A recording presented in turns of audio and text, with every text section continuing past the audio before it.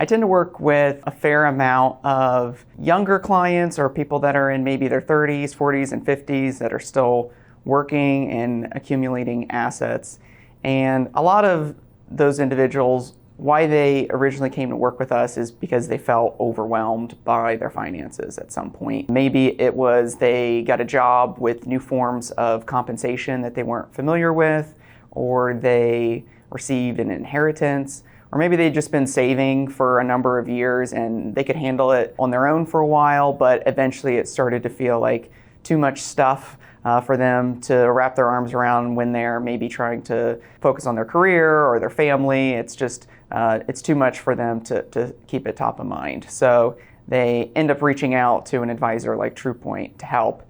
And it's really great to get started with people when they're younger and they're still working, is because you have a lot of time to make decisions that will compound over many, many decades to come and put that client in a much better position when it comes time for them to retire. Commonly sitting in meetings with potential clients that we're introducing to our firm,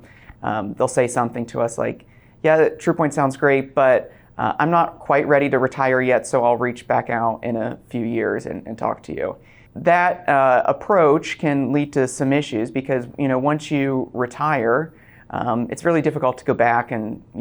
start working if you actually weren't in the right spot to retire at that point in your life. There's a lot of benefits to starting with an advisor prior to retiring and building a plan to make sure that when the time comes to retire, without a doubt that you're going to be able to do all the things that you want to do in retirement and not have to change course dramatically because you didn't have a plan in place.